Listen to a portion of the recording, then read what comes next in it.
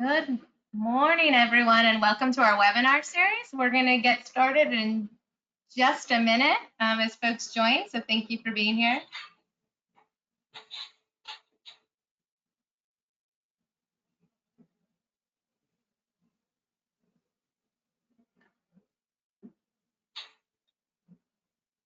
All right, well, I'm going to get moving since we're already at 4 past the hour. So good afternoon, everyone. I am Joy Page. I'm the Director of Renewable Energy at Defenders of Wildlife. And on behalf of the National Renewable Energy Laboratory, which we'll refer throughout the series as NREL and Defenders of Wildlife, we are so excited to kick off our 9-part series, our Wildlife and Wind Energy webinar series. So thank you so much for joining us. Before we begin, I wanted to do a little bit of housekeeping. First of all, participants will be muted throughout the webinar, but that doesn't mean we don't want to hear from you, so please communicate with us often through the questions feature that you should find on the GoToWebinar platform. If you are having audio issues, we recommend that you switch from computer audio to the phone call, which you'll find the option to dial in. We also wanted to talk through some webinar norms. First, we ask you to assume positive intent throughout the webinar series. That said, if you have any concerns, please feel free to reach out to one of the webinar organizers or put it into the question feature. And while you are muted, that doesn't mean that we don't want your active engagement. We're going to be pushing through polling questions throughout our speakers and panels. And again, we do welcome your questions. The world of wind and wildlife interactions is also a little bit of alphabet soup. And so we're going to be doing our best, me included, to avoid acronyms. But if there is a term you don't understand or an acronym you don't, please throw that into the question box, and there will be people standing by to answer those. All right, so before we get started on the actual topic for today, I wanted to give folks some background and overview of this webinar series, which has really been a labor of love. I can't even tell you. So to begin, I really need to thank the organizers of this series who have worked tirelessly, and that includes Bethany Straw and Chris Hine from NREL, as well as Tasha Feinberg and Shana Steinberg from Defenders of Wildlife. I don't think any of us realized how much work it would be to put together a 9-part series, but we've made it, and here we are. And I think it's pretty unprecedented to have such a strong series of such a strong breadth and scope for thinking about wildlife and wind energy. And so I wanted to give you a background. A big reason why there isn't a precedent is NREL has been doing wind energy and wildlife trainings for quite some time, since at least 2015, but they typically haven't been webinars. They've been wonderful hands-on trainings at the National Wind Technology Center in Boulder, where participants can get under turbines and really get hands-on experience for what it's like to monitor these impacts. We were all set to do it again this year, to do the 4th training, and then a global pandemic hit. And so sadly, we had to scramble and turn things virtual, like everything in our lives, including our children's education, and figure out how we were going to transform this really hands-on approach into a webinar series. But I'm really excited about this opportunity because we've really been able to expand the breadth of scope of what we're going to cover, and we've really been able to reach a broader audience. So I think it's going to be great. But even though we're still doing it a webinar, I want to stress that this is really still about education and the fundamentals of wind energy and wildlife. So we're going to talk about what are the wind energy and wildlife interactions, how do we study them, how do we address them, and how do we continue learning and updating our strategies. So over this 9-part series, we're going to be focusing on applied techniques still for monitoring, permitting, reporting, and also researching. And to get everybody excited quickly, if you'll bear with me, I wanted to run through the exciting 9 webinars we have planned. So today we'll cover the very basics, which I'll get into after this. But then on Tuesday, we're already going to jump right into a great webinar on federal and state perspectives on environmental review of wind energy and wildlife. And we have a great panel planned. From there, on September 16th, we're going to dive into a species focus, and we've identified 3 species groups to really focus on. So we'll start with grouse for considerations for developing wind energy and grouse habitat. Then we'll move on to the 4th webinar, where we'll discuss bats, methodologies, and technologies to use to study the impacts of wind turbines on bats. And then from there, webinar 5 will shift to eagles, where we'll be talking about the permitting process and best practices for monitoring and mitigation. After that, we're going to take a step back and we're going to move away from a species focus. And we're going to think through, after we've collected all of these monitoring on species level impacts, how do we communicate those results? And how do we identify and produce robust monitoring reports? From webinar 6, we're going to move to webinar 7, which we're going to talk about impact reduction strategies for birds and bats. And there's some really exciting new technology and operational minimization strategies, which we'll be able to cover there. And then for webinar 8, I'm really excited about this. I haven't seen this done in this context. We're going to talk about wind energy financing. And many of you may be thinking about, how does wind energy financing affect wildlife? And actually a lot. And so please come to that webinar and you'll learn more. And then finally for webinar 9, we're going to look, get a great panel together, multi-stakeholder, reflect on what we've learned through this webinar series. And then we're also going to look through the future. And you'll see that we haven't yet scheduled webinars 4 through 9, but I want you to know we are actively in the process of scheduling those, and we plan to get this done by the end of the year. So please keep track of your emails, watch for when those get scheduled, and if you haven't yet scheduled for the series, please reach out to Pasha Feinberg, her emails below, and she'll get you set up for that. And I want to really impress upon you all that we've tried so hard to really bring in a diversity of speakers. So we'll be hearing from federal and state agencies, experts from the industry, as well as academia and other nonprofit groups. All right, so finally, what you guys have all come here to talk about, we have a really exciting lineup today, which we're going to get back to the basics and focus on the history of wind energy and wildlife interactions and give you a basic overview. And I really can't think of 3 better speakers to do this, and I'm so excited. So the first will be Bob Thresher from NREL, who's an emeritus researcher.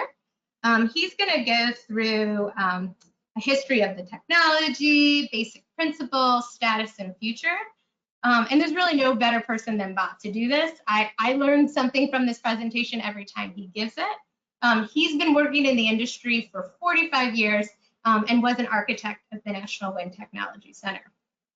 He's then going to hand it over to his colleague, Karen Sinclair, who is a senior project leader at NREL, and she's going to give us an overview about what we know about wind and wildlife impacts. Karen also has tremendous experience in this field. She's worked over 20 years at NREL, and she has a really breadth perspective, a good depth of perspective, even internationally. From there, Karen is going to hand it over to my trusted colleague, Amy DeLocke, who is the director of our climate program, and she's going to give us a great overview of how Defenders looks at wind energy against the backdrop of climate change from a broader perspective. Amy also has a tremendous amount of experience. She's been working at Defenders for well over 20 years. I don't think there's a conservation issue that Amy hasn't touched, but these days she thinks about climate adaptation for wildlife all the time. After we run through our speakers, we are so fortunate to have a special guest, Renee Bro from industry. She's the director of wildlife policy at Pattern Energy, and she's been working in the field of addressing environmental issues for 40 years and 20 years with the wind industry. And she also, among other things, was a founder and is currently a board member of the American Wind and Wildlife Institute. So we've got a jam-packed session. I'm going to pass it over now to Bob, who is going to get us started in getting us the basics of wind energy technology. So thank you, Bob. Do you want to share your screen and webcam, and I'll get off mine? Hi, Joy. This is Bethany. before I pass it to Bob, we're gonna kick off his portion of the presentation with a few trivia questions that you all can answer. I also wanted to note that if you want to learn more about the speakers today, there is a handout that you should be able to find in your control panel that you can download and look at that has their full bios. But I'm going to launch our first polling question. Let's see here. And all right. Nothing like having technical challenges right at the beginning. So I'm having difficulty actually launching the poll. So I don't think anyone can actually see it. So I guess we will skip this portion. Oh, there we go. I think there's just a lag. So everyone can respond on their own screen and select your answer. All right, so a location where the wind speed is 10% greater than alternate location means that it has 30% higher energy available. Is this true or false? And all right, well, majority of responses, Bob, say true. Are That's they? right. All right. That's right. That's correct.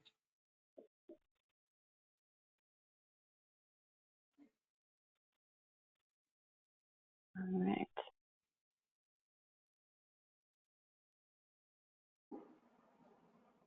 Next question. And apologies for the lag on my end all right, placement of individual turbines within an array is relatively unimportant and does not significantly change energy capture. True or false?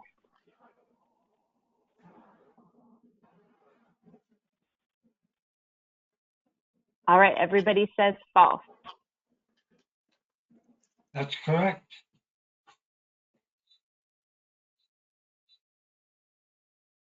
Next question.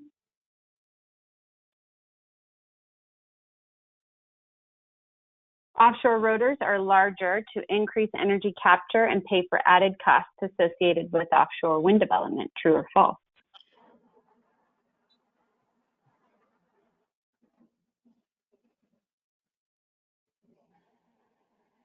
And the majority says true. That's correct. And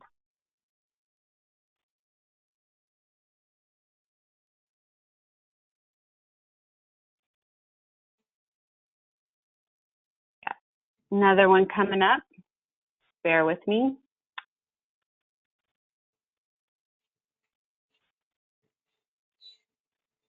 All right, the behavior of flying animals is an unimportant factor when estimating their collision risk at wind energy facilities. True or false? Or is an important factor when estimating their collision risk at wind energy facilities. The vast majority says true. And we've got one more question for you. Got a last one.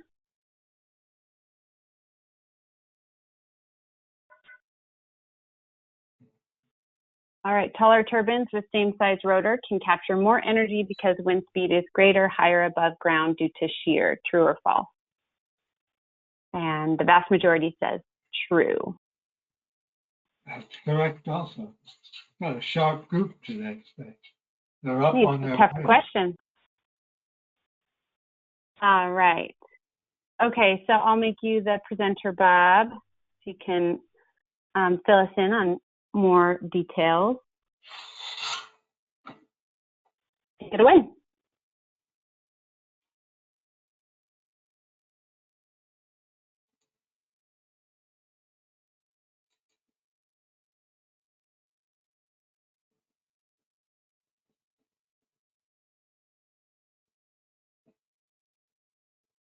Might take a minute. I think It's up.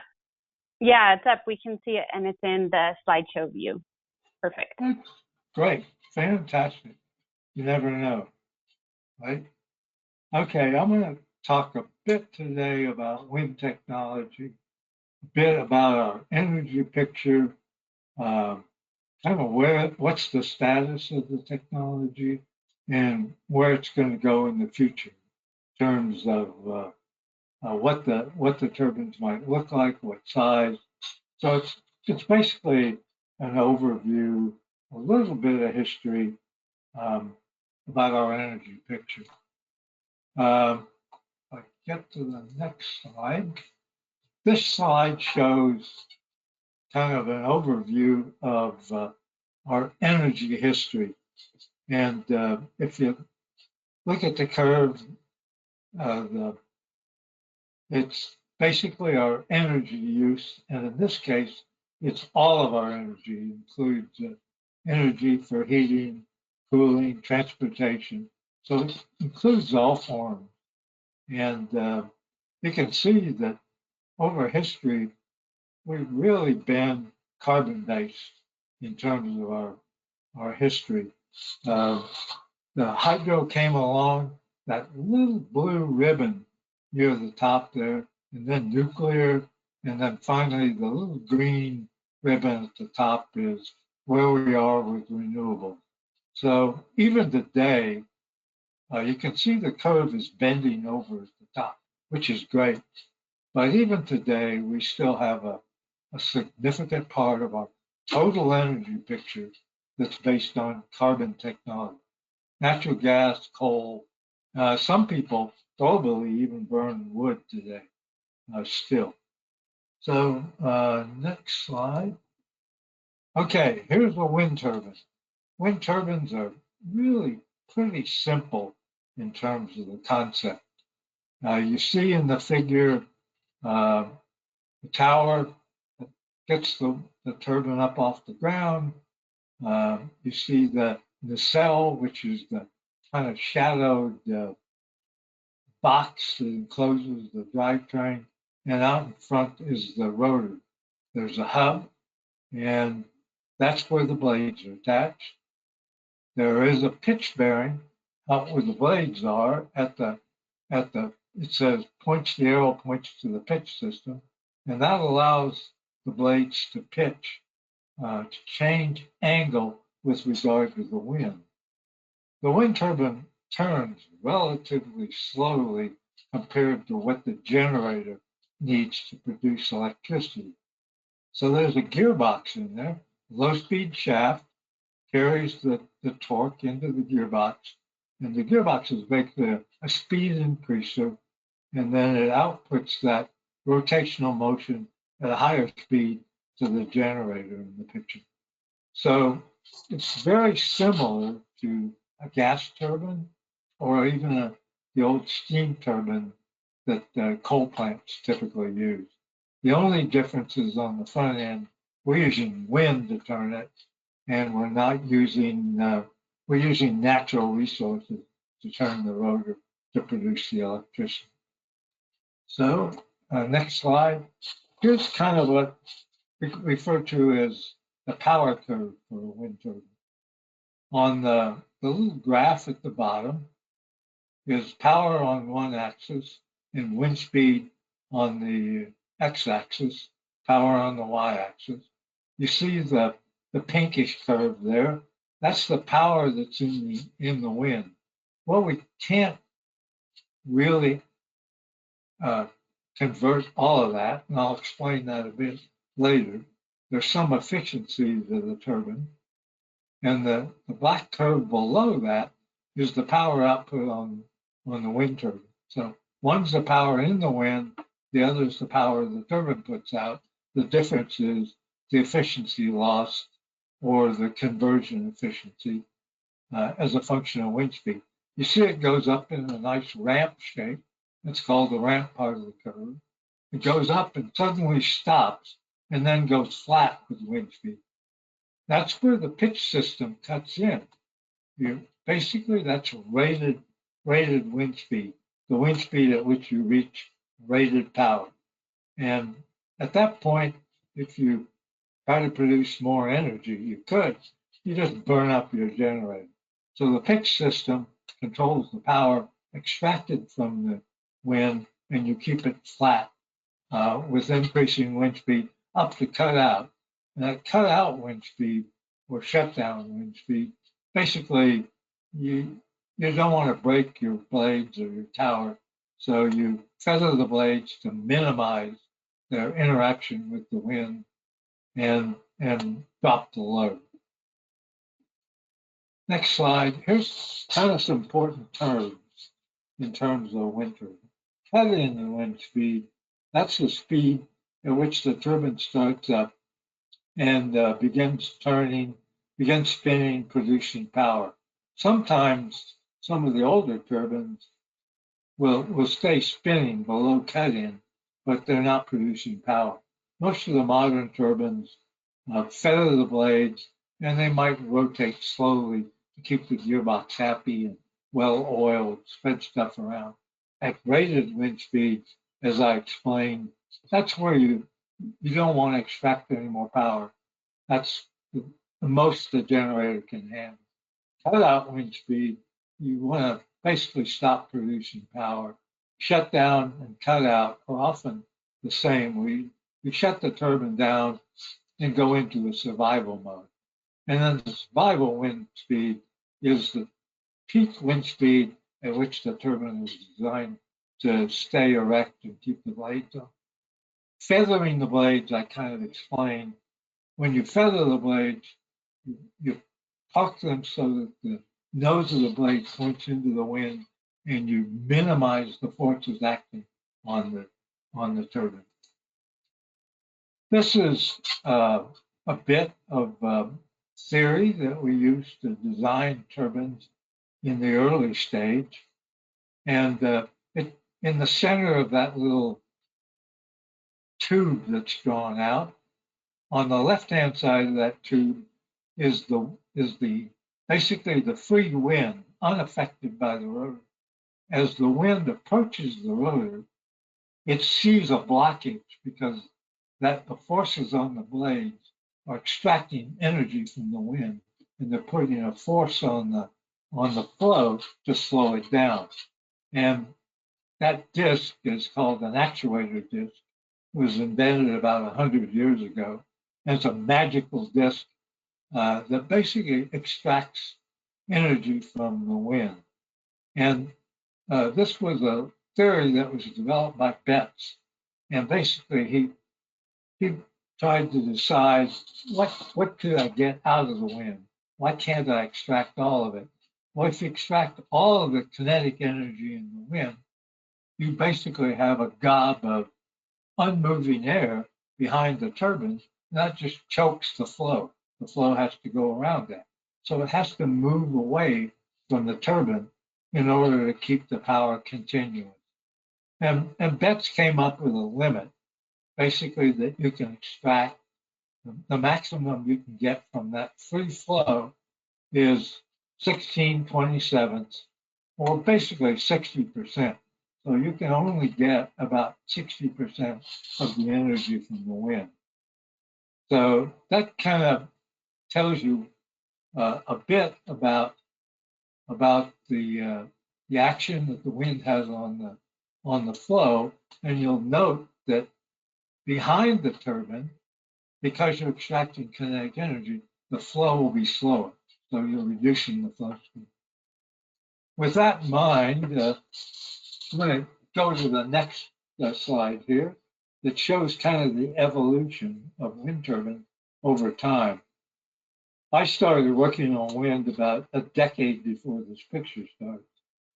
We had a lot of trouble in the early days keeping the blades on, but you can see the evolution has been to go to larger turbines and higher turbines further off the ground, and I'll show you some reasons for that as we move along.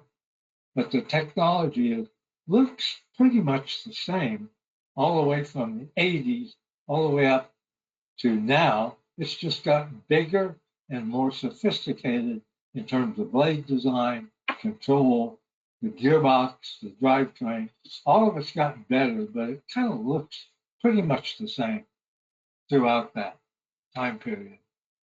It's gotten a lot cheaper too, and I'll show you some things on that, some information on the latest cost. This is a picture of how the wind resource. It talks about basically wind shear, how the wind varies above ground level. So the picture is very simple. Picture on the left-hand side of your screen is that taking what's the wind resource or wind speed at 80 meters and 140 meters. And the tone of the color shows very, very much more energy at 140 meters. So some people, particularly in low wind regime areas, are going to higher and higher turbines to get more energy. So that's basically the atmospheric boundary layer and wind shear. Here's some pictures. Wind shear isn't the same all over. Over nice flat surfaces, the wind speed varies pretty much like the black solid line in the picture. This happens to be out in the ocean, but it's roughly the same over the Great Plains. When you go over complex terrain, hills and ridges and things, you get all kinds of different flows. And the picture shows some of the things that can happen depending on, it depends on the ground temperature versus the air temperature. If the ground is hot and the air is relatively cool, the ground will heat some of the air, which will rise, and you get really good mixing of the air. That smooths out the boundary layer. Whereas in the winter, if the ground is cold and there's snow, it tends to stabilize it. It doesn't mix very well, and it looks a lot like the dashed line. It's kind of flat. Or some places it can be even steeper shear, depending on the circumstance. Sometimes when flowing over hills, in certain situations, you get that kind of a bolt in the boundary. So turbine height is pretty important. And that's why in different places, people put different size turbines. Here's kind of a notional picture of how we calculate energy capture. First, you have to know something about the wind regime. How often does it blow at what wind speed? And the picture in the top up here in the upper right to you, it shows a picture of what they call a histogram of wind speed, basically bend on the number of hours in each wind speed bend. So we take the wind speed bend, and below it is the power curve, and we just take the wind speed in each bend, look up the power, and multiply by the hours, and that gives you the energy capture for that bend. You add them all up, and you get your first estimate. Now, on top of that, we have to take all kinds of knockdowns, blade soiling, turbulence, electrical losses, and array losses. And I'll give you an idea of what array losses in this picture. If I can get the movie to start, we'll see. Hey, it's working on my screen. Hopefully it is on yours. What this is this is a simulation, a very complex simulation of a wind flow through a wind farm. And you can see one little turbine here that's being pointed to. And if you look at the box with the graph, that's the graph of the power output.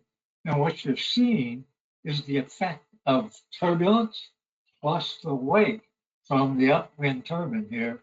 And you can see the blue valley behind the turbine, around the turbine. That's the blockage effect of the turbines in the array. And you can see the output is highly variable. It depends on the speed, and it depends on very much on how strong the turbulence is at a site, which is a function of the upwind condition. Hopefully, it gives you a feel for the sensitivity to placement. The terrain, whether it's rolling hills or flat plate, and then what the upstream looks like. Is there roughness upstream, trees or mountains or something? That changes the turbulence. And all of that contributes to the flow at the site where you've got the wind farm. So I'll go on to the next, oops. See if I can get to the next slide. There we go. This is a history of the installation of wind in the US.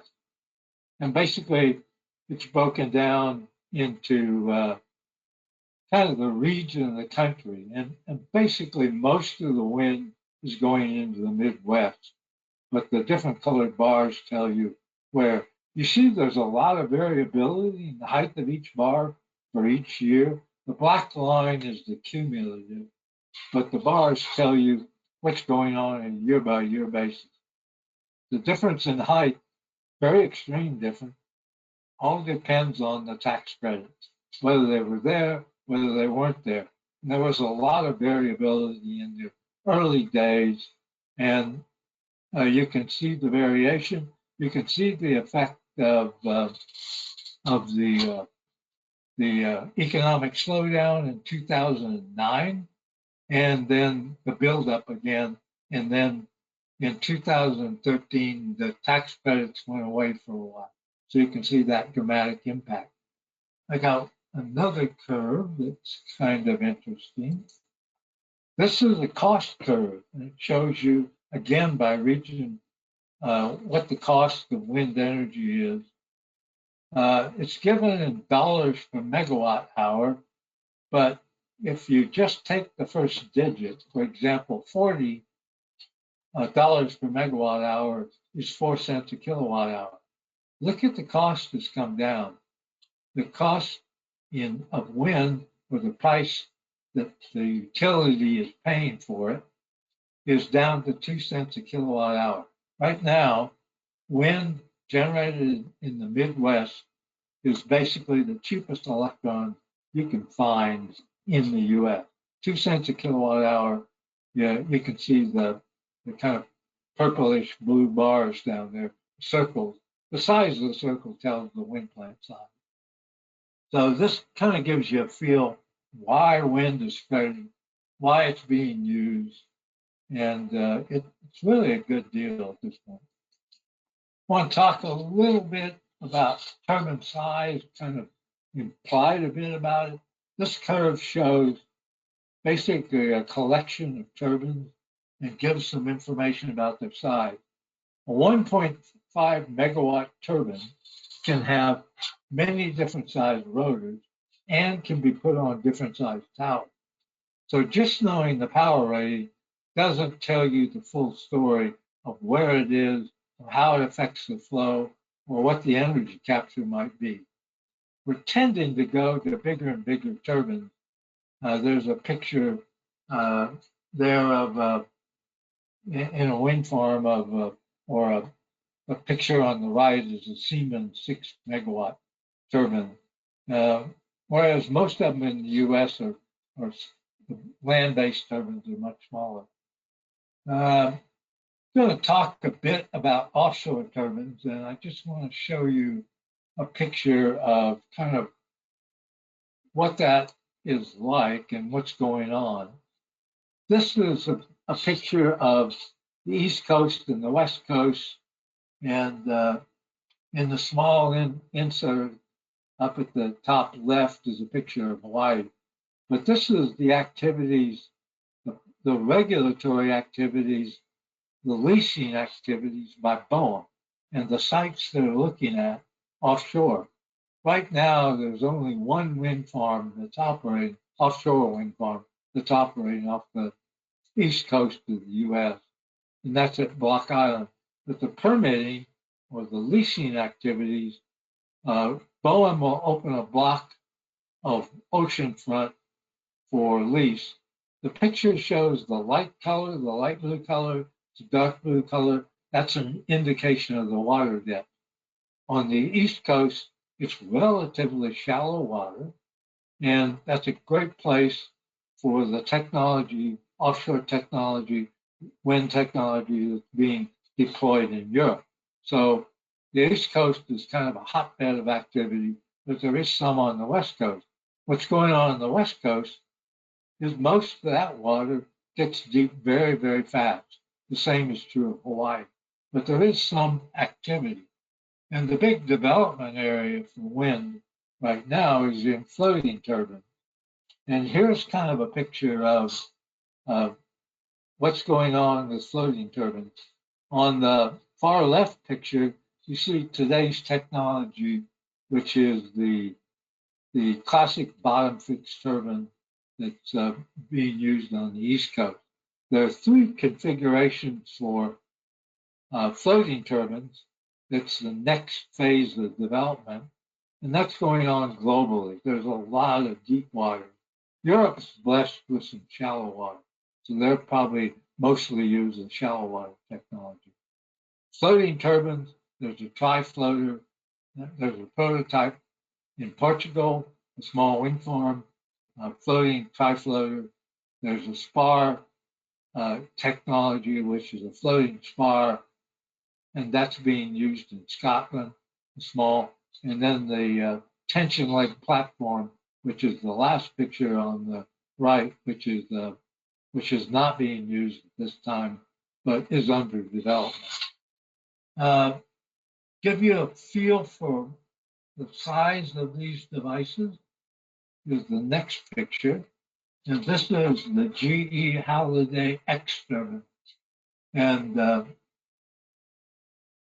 the blades on this turbine are 100 meters. You can see in the picture down in the right-hand corner are some people for comparison. The nacelle, drivetrain, gearbox, and the hub are shown in the upper picture there. And you can get a feel for the size from the people involved. This is a prototype. It's under test at this point in time. It is operating. It's one of the bigger turbines, but there are 15 to 20 megawatt turbines, single turbines, that are currently under development. So offshore, to pay for that offshore structure and the work, doing offshore work costs significantly more than working onshore. So that's why the costs are so much higher. And you've got to contend with the deep water. So the next slide, I'm going to switch themes a bit and talk just a couple of minutes about what's the hazard zone for birds. And this is a wind farm. It shows the yellow zone is the rotor swept area zone. And basically that's the high risk zone for birds. Birds flying above it or below it are fine. But when they get into that yellow zone, they run the risk of flying through a turbine rotor plane, which not necessarily fatal, but it's certainly a high risk. So that's the high risk zone. Going to the next slide.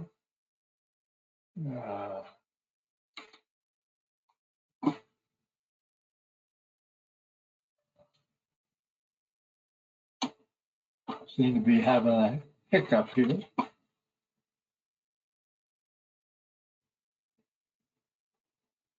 There, I got it. Okay, this is a picture of two turbines. See if I can get them to play. There's one.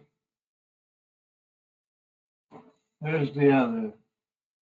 And the question, this is just for demonstration, but the small turbine is the size that you'd see at the early days back on the Altamont Pass time frame.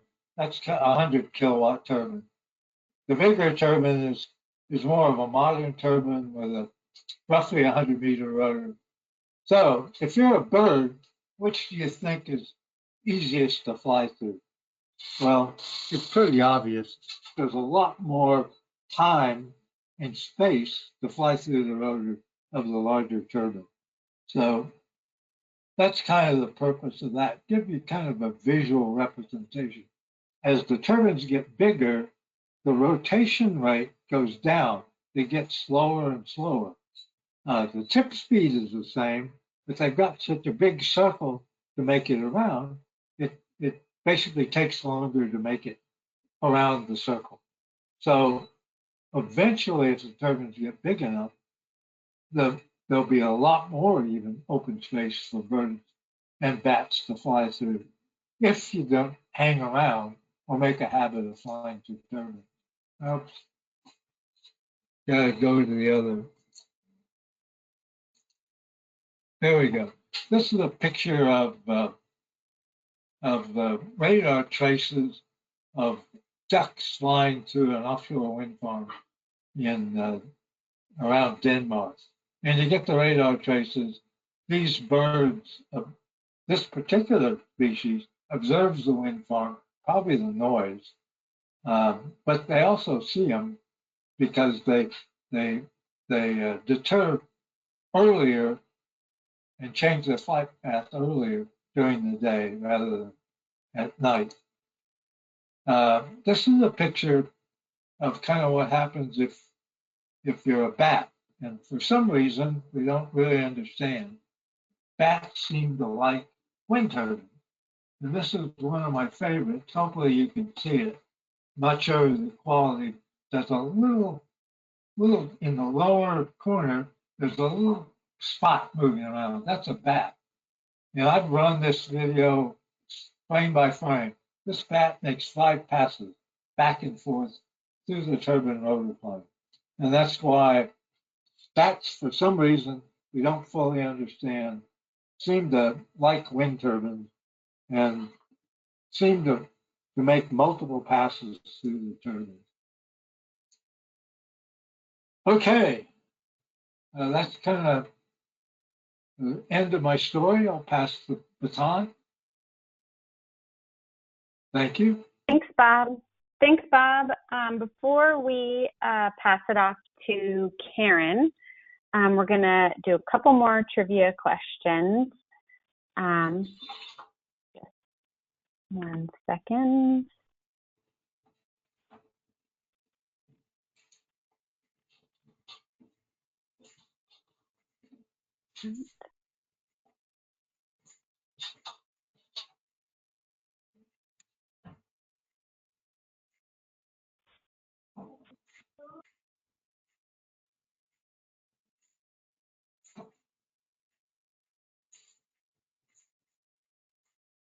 Sorry again for the delay on my end.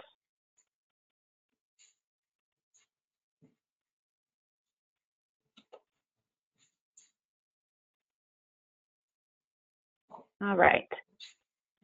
What U.S. wind energy facility resulted in ongoing news headlines due to concerns for collision impacts to birds? Tehachapi Pass, Altamont Pass, or San Gorgonio Pass?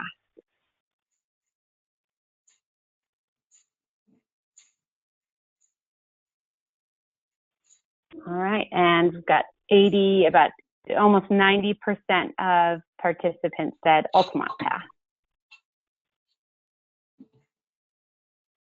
That is correct. All right.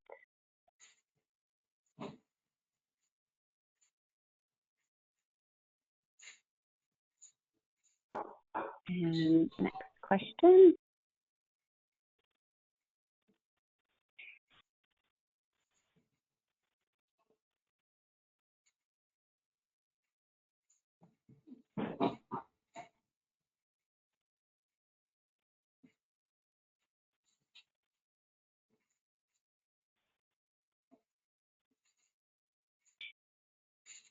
All right.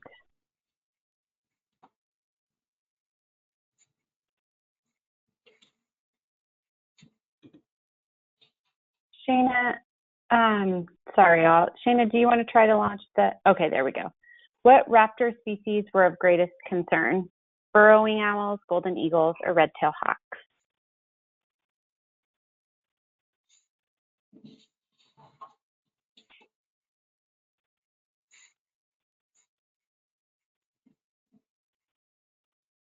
All right, 98% say golden eagles. That is correct. All right, and Shana, if you can launch the last one for me. When was the National Wind Coordinating Committee, now the National Wind Coordinating Collaborative, formed? All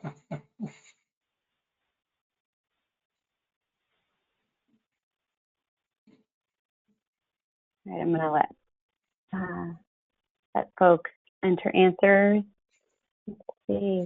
And it's pretty close, but oh, it keeps changing as the answers come in. It's pretty close, but most of the response, 38% said 1994, with so basically split almost evenly 3 ways.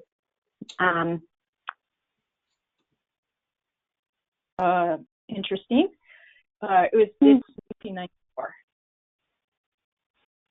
All right. So, I think we have a number of newbies versus old. That's good. Yeah. All right, Karen, I'm going to make you the presenter. You can take it away. Okay, let's see.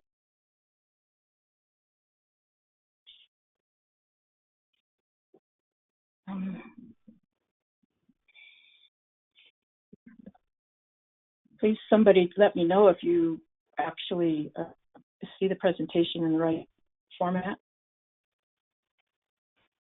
It looks like the slideshow just needs to be launched. Okay, so I'll just start while it's launching. I wanted to thank everybody for this. Talk about the DOE NREL research program that's focused on wind wildlife impacts for over 25 years. In this presentation, just going to give a brief introduction, talk about the history of the issue, describe the evolution of collaboratives, and touch on the wind energy guidelines, which I think will be covered in more detail in another webinar, and conclude with a summary of the species-specific research that we're focused on right now. Has my slide deck come up?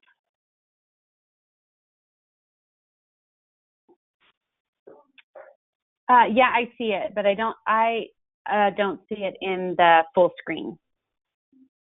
Okay, I did click on it. Maybe now?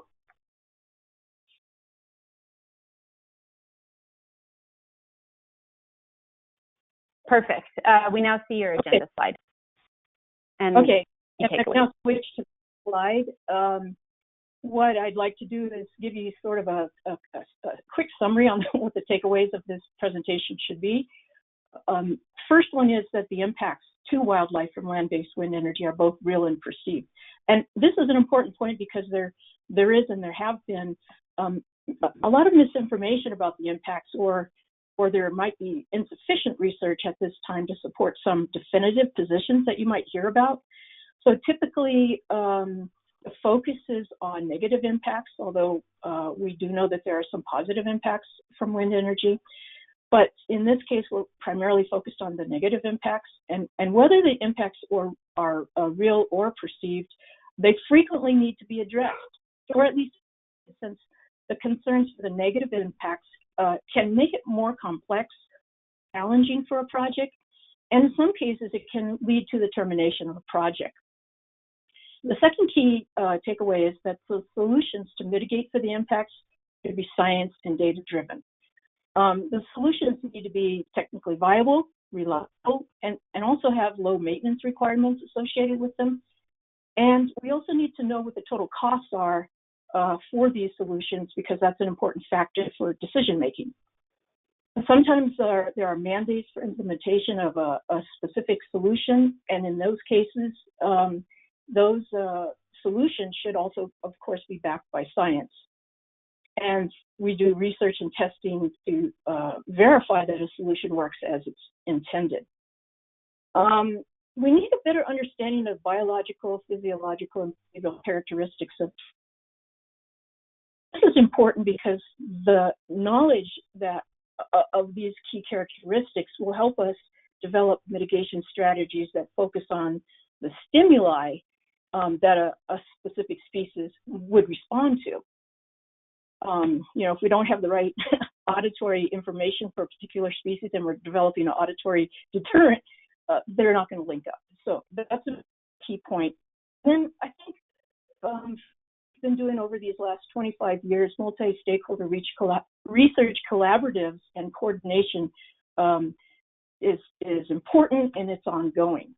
The concerns for the negative impacts to wildlife, it's a very sensitive issue. And so in order to ensure the cooperation, key stakeholder groups need to be involved. And this includes a range of organizations from the wind industry.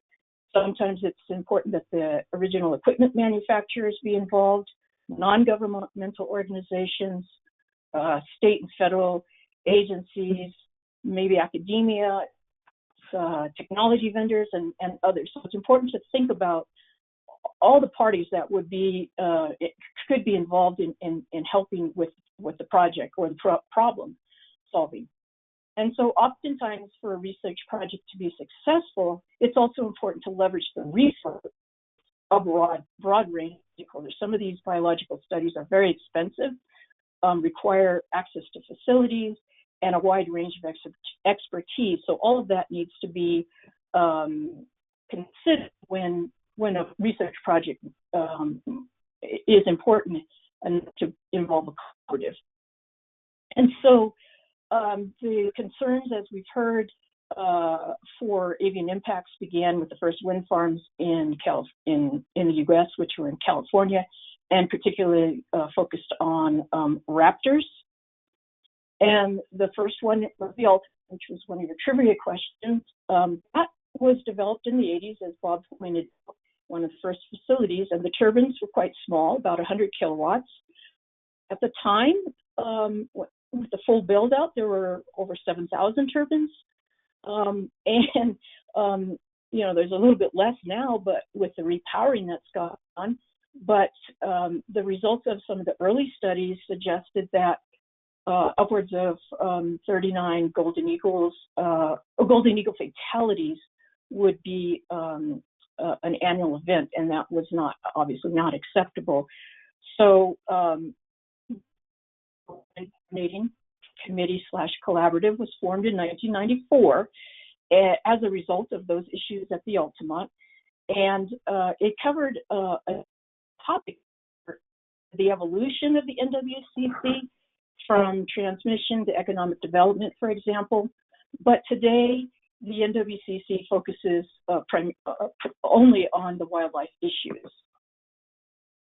Now, the first NWCC meeting was in 1994, and there were quite a few people at that meeting. On the right side of this slide, you'll see the list of those that were considered key participating organizations, and it ranged from the wind industry, the developer of the Altamont site, the utility, Pacific Gas and Electric, which had standard offer contracts with the project owners at the Altamont. There were a number of NGOs, federal and state agencies, NREL, and some other research organizations. The objective of this first meeting was to define a research program to address the avian mortality.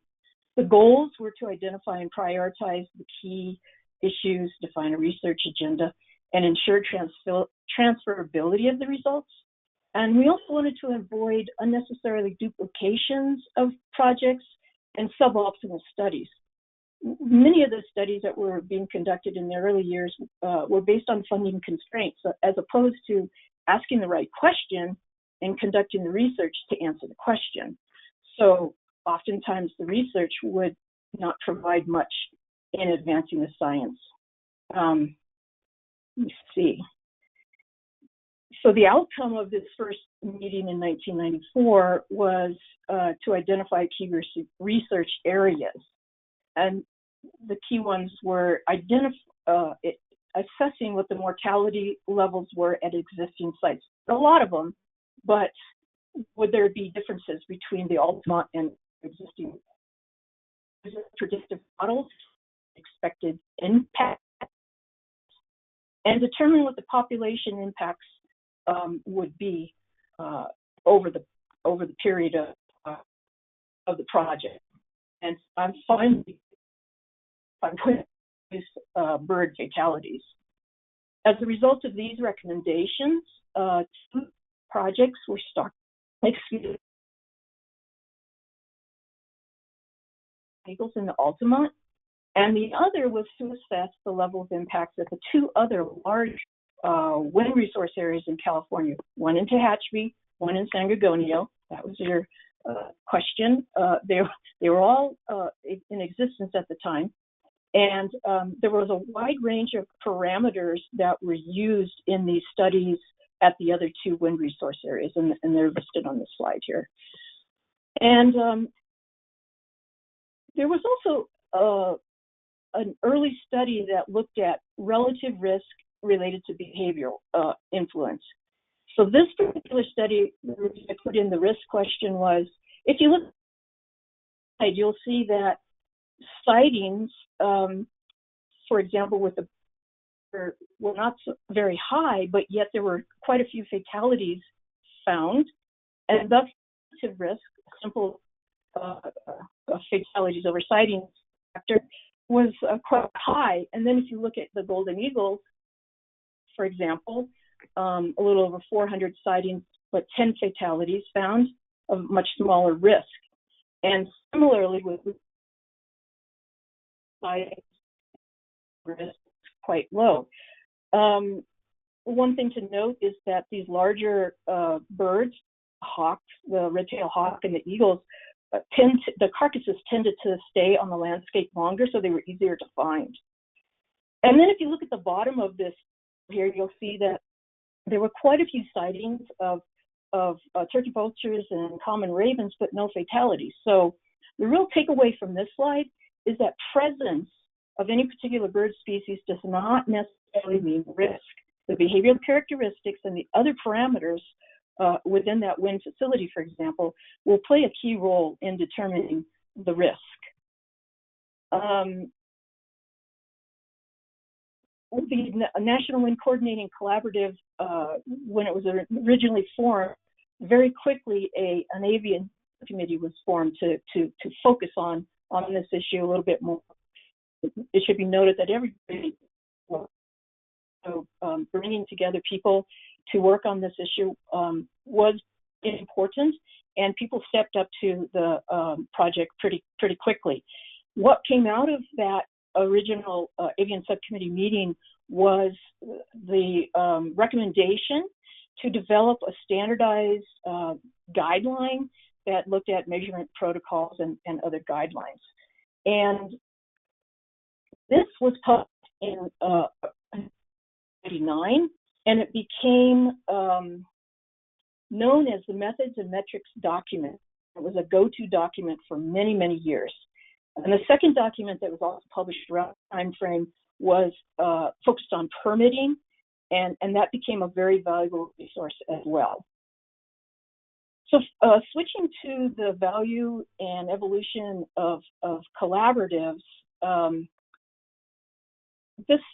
I'm not sure how fast the slides are catching up, but there's a table, a graph here that shows the evolution of various research collaboratives, starting with the NWCC. We then had the formation of the Bats and Wind Energy Cooperative. And then within the NWCC, there were two, you could basically call them sub-collaboratives. One, both of them were focused on grouse. And then most recently, there was an international collaborative that was formed under the International Energy Agency. And I'll talk about each of these in the next couple slides. And so with respect to the Bats and Wind Energy Cooperative, that was formed in around 2004 after unexpected bat fatalities were found at two wind facilities, one in West Virginia at the Mountaineer site and the other in Pennsylvania at the Myersdale site.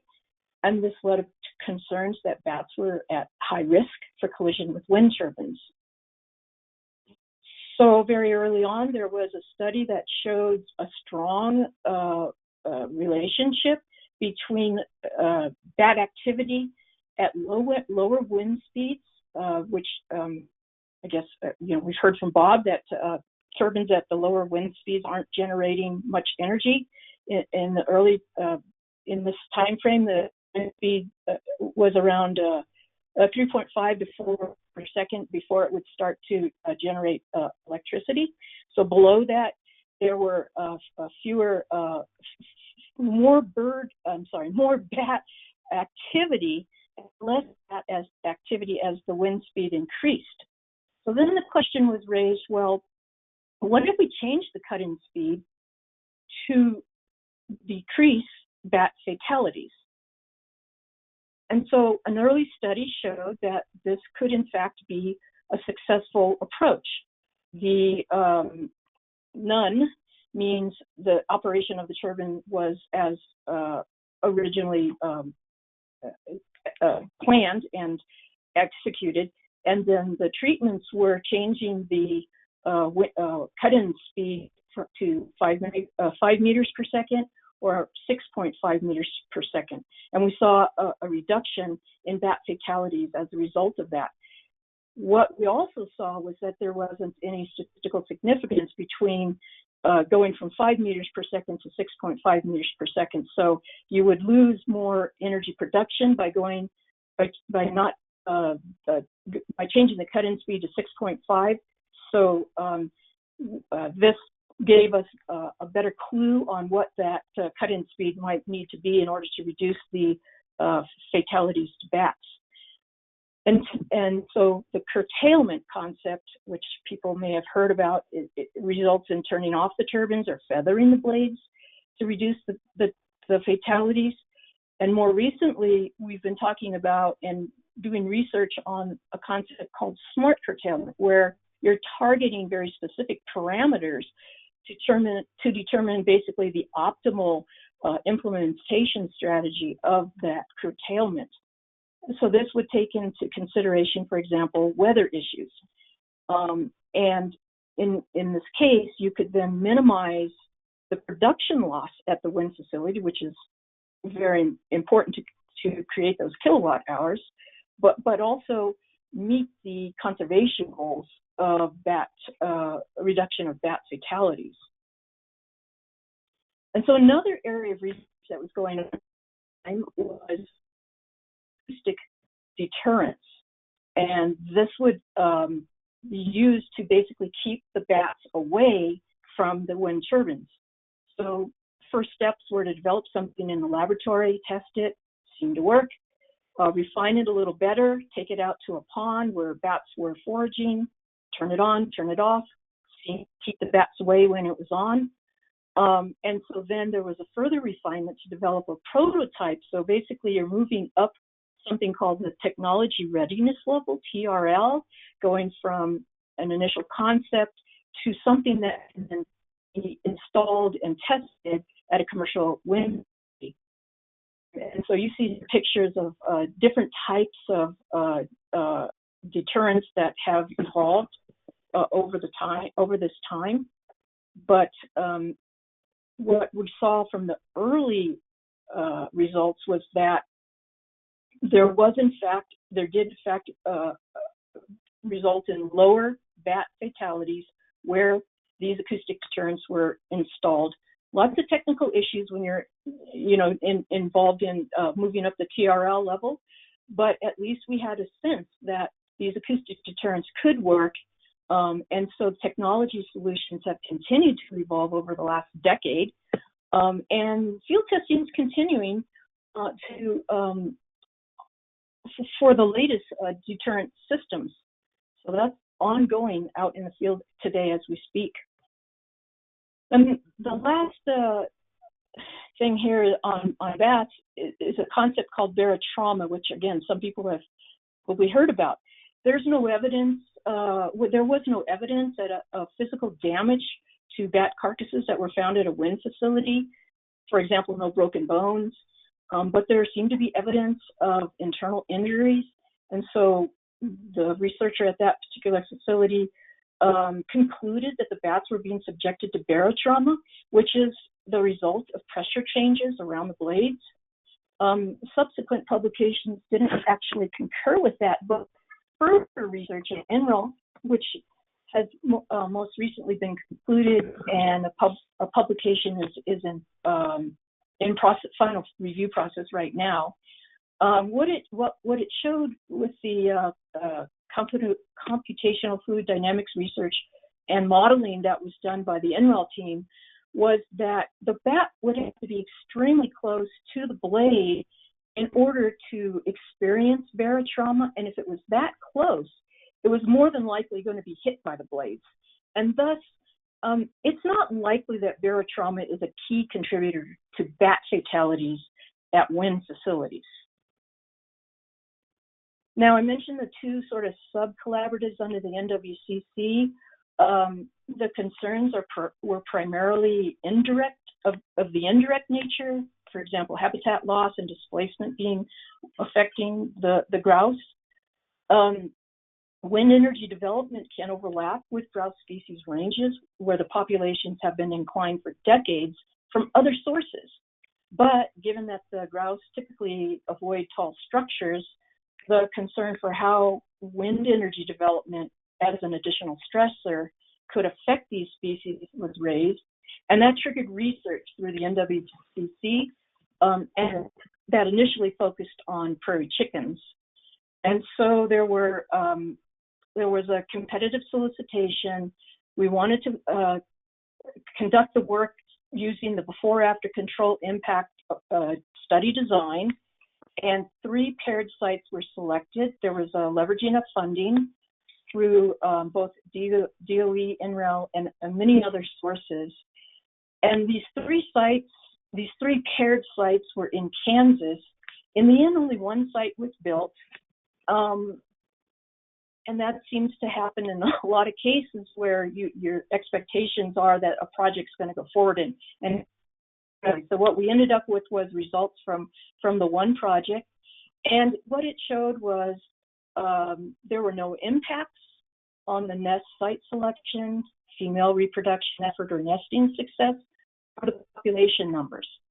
There are in the female survival rates that were correlated with the wind turbines, but there was also reduction in the LEC site persistence near the turbines.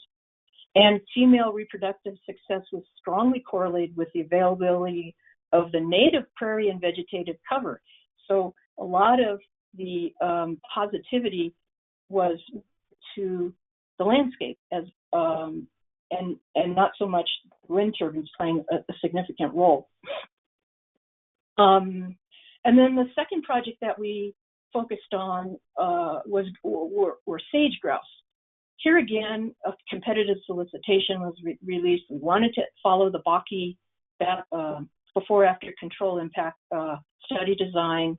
We ended up selecting 3 paired sites. One of the sites, which was in Idaho, was only able to collect 1 year of data on the movement and seasonal distribution of sage grouse, nest survival, and success. And then that project was terminated because the wind facility project was not going to go forward. So this was looking at some before efforts. The 2 other sites, the 7 Mile site, numerous demographic features that were not affected by proximity to the turbines. Surface disturbance negatively affected the brood site selection and the summer habitat selection. And another finding out of the Choke Cherry Sierra Madre project was only focused on pre-construction baseline data, and so the executed in that case as well. I just wanted to note that although not a DOE NREL collaborative, in the 2008-2009 timeframe, the American Wind Wildlife Institute was formed, and it's comprised of membership from the industry and NGOs. And last collaborative to mention is this international of the International Energy Agency. They number all of their projects. So this was Task 34, but our members rebranded it to REN, and the tagline is working together to resolve the environmental effects of wind energy. REN focuses on land-based and offshore. And the key activities under REN are to engage, collaborate, and provide access to information. One of the key outlets for this information dissemination is TESIS, which is developed by Pacific Northwest National Lab under the Department of Energy. The key objectives of REN are really to expand the collaboration and exchange scientifically based research. So much is going on around the world. Our member countries have their own approaches to things, and we can learn and exchange information. The main goal was to facilitate that shared global knowledge base and ultimately remove barriers to deployment and reduce the levelized cost of energy. I'm just going to touch on these wind energy guidelines. I'm happy to hear there's going to be more information on this later in the series. The wind energy guidelines were facilitated and not facilitated, but I'm sorry, actually created final version under the U.S. Fish and Wildlife Service, and it's the foundation for in many state-specific wind energy guidelines. And interestingly, it links back to the methods and metrics document, which again was published in 1999. And so there's this link. What do the guidelines tell us? They tell us as you go through project development, there are multiple stages of decisions for go, no goes. For example, the preliminary tier 1 is just a preliminary site evaluation. If the project at that level seems as a go, you go on to tier 2, site characterization, looking at some of the specific issues that may or may not be applicable to that particular site, or maybe there's a number of sites you're looking at in the same region. If it's a go, you will then conduct field studies to document the wildlife habitat and then predict what the estimated impacts might be at that project. And if they fall within the thresholds for the project to be a go within the company's decision process, the post-construction studies, tier 4, would look at what is actually occurring at that project after it's built, and then comparing that to the predictions were, for example, in tier 3. Tier 5, not all projects will have tier 5. If it's a very complex project and or the permitting agency requires post-construction research, tier 5 study would be done. Or if something comes up after the project is built and there may be a requirement for some research after the fact. This slide is just for informational purposes to give you more information on these various tiers, and I'm not going to spend time on them. And then I'm going to wrap up here with what are our species-specific research focus right now as wind energy has moved across the landscape. Newer species have presented challenges and concerns. So what do we have? We have eagles. We need to better understand the biology, physiology, and behavior of eagles so that we can develop stimuli that they will be responsive to. Bats.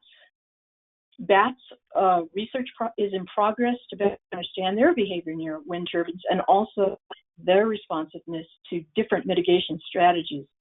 The bat behavior varies by different species, and currently, with the exception maybe of curtailment, there's not a single sort of deterrent type mitigation solution.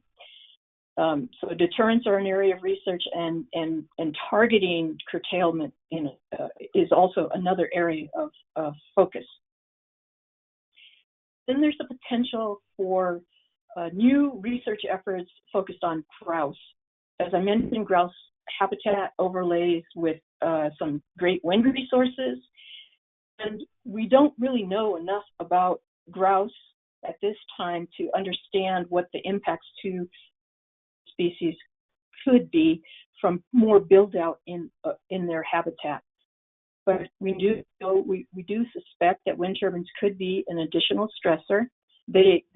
Grouse typically do avoid tall structures, and we have found that the biological studies at least for grouse, have been very costly, take many years, and should be coordinated between numerous stakeholders. So in summary, the impacts are both real and perceived. We have research that's ongoing.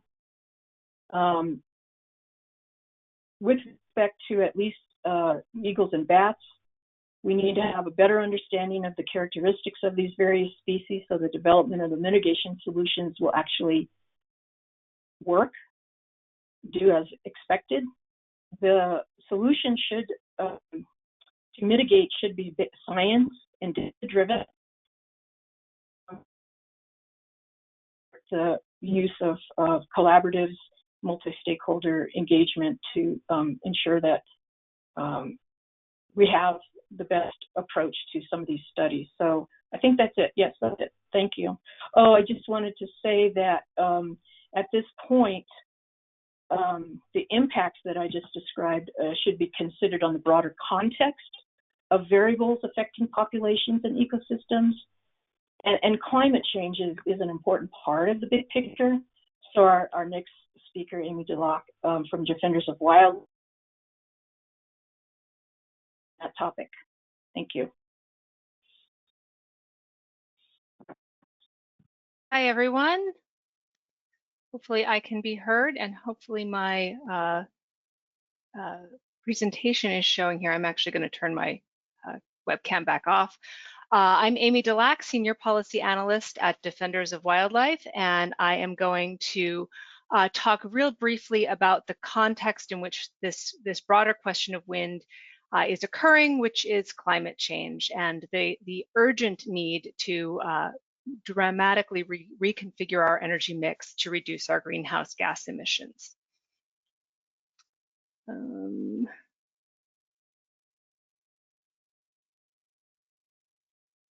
Okay, so here's where we are right now.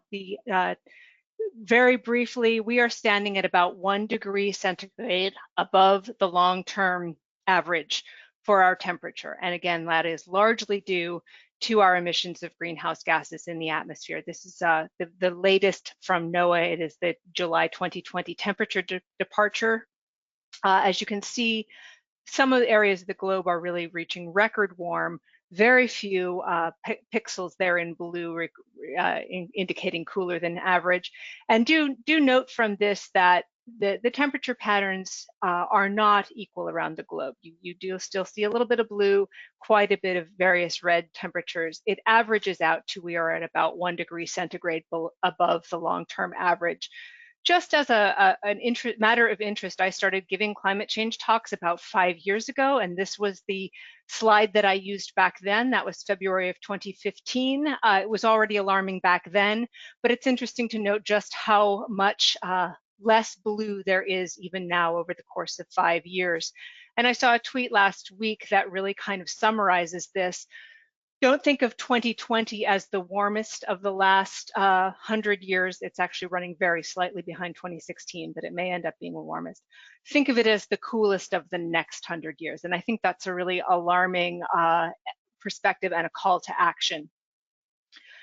The projections for where we might be going under current policies would put us at ultimately by 2100 at about 2.5 to 3.2 degrees centigrade above average.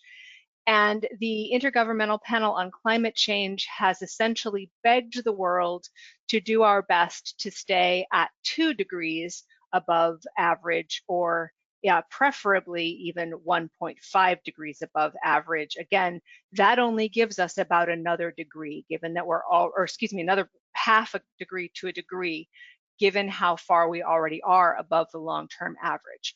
And this is why the IPCC is so concerned from an ecosystems perspective. They put out a couple of reports last year talking about the different types of effects that happen to ecosystems at different temperature thresholds. So each of these vertical bars represents a different impact, and then the gold is moderate level impacts, the red high, and the purple severe. This gray horizontal bar represents 1 degree centigrade above the long-term average, again, where we are about now. you see most of those are already figuring into about the moderate impacts degree. At 1.5 degrees, where we would like to hold ourselves to, a few of them are moving over into the high threshold. And at 2, we're getting more into the high. At 3, where we are headed under current policy without a change, we could be seeing severe impacts in several of those parameters. Wildfire damage down here in the lower left-hand corner, that kind of gives a bit of an explanation of what those thresholds might mean. So a yellow or moderate would be an increase in fire weather season. Red, an example would be over 50% increased area burned in the Mediterranean, and purple, over 100 million people additionally exposed. And just to put that into a little bit of perspective, if you recall last January and February, the terrible fires in Australia, at the time Australia was averaging for the year about 1.4 degrees centigrade above average. And I also want you to take a look at this dry land scarcity and think of these numbers. Again, a high impact starting at about 2 degrees centigrade, severe about 3 degrees centigrade. And remember what I mentioned before, that not all areas of the globe are warming equally. So this is from a Washington Post story that came out just about a couple weeks ago, showing really, this is a series that they're doing, a fantastic series on hotspots around the country, places that have already exceeded 2 degrees centigrade above the long-term average. You'll see a number of those are sort of in the northern tier of the continental United States. They don't have the Alaska data, although it would show up almost entirely red and purple in this graph. But this area that's shown in the black detail, Wyoming, Colorado, and Utah, really a large portion of this is already above that 2 degree centigrade threshold, particularly some of these mountainous areas. And what the article was getting at was that this giant climate hotspot is robbing the West of its water. The Rocky Mountain area that is warming so quickly is the headwaters of both the Rio Grande River and the Colorado River, two of the most important rivers in the Southwest. And flows of those rivers are declining. The flow of the Colorado has declined nearly 20% over recent decades. And that is largely due to the reduced snowpack and the earlier melting snowpack. So again, that dry land water scarcity on a bar graph from the IPCC, it looks really theoretical, but we're seeing these things play out in the real world, as of course we are also with fires as well. And here's just a snapshot of the fires that we're seeing in the American West right now, including some particularly devastating ones in the California region. This is a similar graph that the IPCC, again, Intergovernmental Panel on Climate Change, produced in 2019 for ocean impacts. Here again, you see the most severe impacts happen at the lowest degree temperature thresholds for warm water corals. And then this particular graph is organized such that some of the deeper ocean impacts, you don't see severe impacts until a much higher temperature threshold. But again, if we reach that 3 degrees centigrade above the long-term average, you're going to be seeing climate change impacts even in the deepest part of the ocean. And this graphic again illustrates some of the differences between just a 1.5 degrees centigrade threshold and a 2 degrees centigrade threshold. Many of those parameters are twice as bad under 2 degrees as they are under 1.5 degrees. Again, decline in marine annual fish catch, crop yield, species loss for both plants and vertebrates. Really the only one that you don't see being significantly worse at 2 than at 1.5 is the decline in coral reefs, and that's because that threshold for reef decline is actually getting quite severe even by 1.5 degrees. And again, we're seeing that play out in the real world in the Great Barrier Reef as well as in the Caribbean Sea. But I also want to really emphasize that climate change is not the only threat that ecosystems and biodiversity face. About last year, the Intergovernmental Panel on Biodiversity and Ecosystem Services, which is another global science information group, issued a really stark warning to humanity. We have caused through our actions a decline in natural ecosystems by 47% relative to their earliest estimated states, and roughly 25% of known species are already threatened with extinction. Now, these drivers, these bars in the center, are really important because in that dark orange, you see climate change. It is not the biggest of the bars, at least not yet. It is probably one of our most rapidly accelerating threats, but it is occurring within the context of both land and sea use change, direct exploitation, and also pollution, which are also having major effects on species and ecosystems. So as we move forward with dramatically increasing our renewable energy so that we can combat the threat of climate change to species and ecosystems, we also need to recall that all of these other factors are happening as well. And with that, I'll turn it back over for questions. Thank you.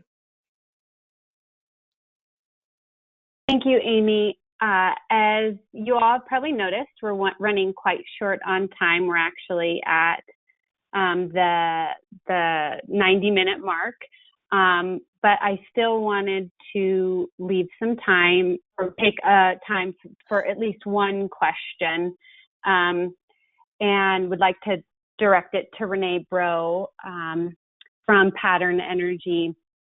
And there are a number of questions that we've received in the Q&A box that we will provide written responses to after the fact, but we don't want to hold you all too long after the hour. But Renee, I just wanted to pose this question to you. We've heard today from Bob, Karen, and Amy about the technological advancements from turbine technology and wind energy deployment from 1980s until now, the history of wind-wildlife interactions, and robust research and development that's been going on over the last 2.5 decades. And just wanted to get your perspective on how we continue to move forward to advance wind energy and wildlife conservation. So I turned my webcam on. Can you at least hear me? Mm-hmm. Here and see you. Yes, and we can see you. Okay, thanks. I think the question was, what are we doing about technology to help us deal with wildlife impacts? And I think the answer to that, there's a lot of things going on. We touched on bat deterrence. One of the things that we didn't mention or didn't get mentioned is the identify for detect and hopefully deterrent for eagles. That's really come a long way in the last several years on research and effectiveness. The smart curtailment we talked about. And I think, as you have mentioned in the chat, answers that came in through the chat room, is that our subsequent presentations, specifically on bats and eagles, will touch more on those specific issues of what the technology looks like. One of the things that didn't get mentioned is the industry, and it was originally the members, I guess it really wasn't all the members of AWWI, but the industry members through the AWWI working with OWIA came up with the idea of the Wind Wildlife Research Fund. You may have heard about that as WWRF. And that's a conglomeration of wind industry coming together to identify what our priorities are. I think other than some research that we really need to have, we really want to focus on technology and how can technology help us in the future. That is worked through AWWI as an existing organization, but it's an OWIA wind industry fund that we funded, or I guess we could get or other sources of funds. So I don't know if that's going to be talked about in subsequent presentations, but I hope it is, and it'll go into a lot more detail about what we're looking at. So did I address most of that question, or can I clarify any? I think that was great. I just wanted to give you an opportunity, since we to add any other thoughts on what you heard from our presenters today, just from your perspective and the long history that you've had working on these issues before we wrap up. I'll try to be brief, and I've been doing this for 20 to 40 years, depending on how you count it, so I could go on forever. But I've known Bob, I've known Karen, I've known Amy for many, many years, and I think they're just wonderful experts and did an outstanding job on the presentation, so I really appreciate them. You know, one thing, and I don't know if this is going to come out in the next webinar about the wind energy guidelines, and I don't think there's an industry representative on that. There might have been. That might have changed. But Karen represented the tiered approach as, you know, tier 1, tier 2, tier 3 is a go, no go. And it's not exactly set up that way. The way developing wind energy projects work is you don't just go out there and suddenly spend $1 million on studies. You sort of go out there and say, what are my potential problems? You look at maps, you look at GIS, you walk the site, you look at available data to see what your potential impacts may be. That's about a tier 1 or a tier 2. And then if the project advances, so you could get information to say, oh, you know what, I might have grouse out at this site, and that's a flag for you. But then you go out and study it, and you don't find any grouse. So it's not necessarily a no or no go. It's a, hey, you might have a problem out here. In contrast to that, you may come up with nothing on maps and GIS and publicly available stuff, get out to a site and you find problems that you didn't even expect to have. So the tiered approach really helps us, instead of just putting millions of dollars into a project that may never get built and may never be advanced, we just do it in a tiered approach where it's a little bit of desktop, a little bit of kick in the dirt and going out, and then your full studies pre-construction to understand your risks. Thank you so much, Renee. That was wonderful, and I really appreciate you taking the time to join us today. We are 5 minutes past and just want to respect not only our audience time, but our speakers' time as well. We will take the questions that we've received through Q&A and respond or provide clarification in writing to all of our attendees today, and also wanted to note that we will be expanding upon a lot of what's been brought up today, things that have been touched on. We covered quite a range of topics, and we look forward to having you join us for the remainder of the series where we can continue to dive into those details. Again, thank you all for taking time out of your Friday to be with us, and we'll be in touch with these Q&A responses soon. Thank you so much. Bye all.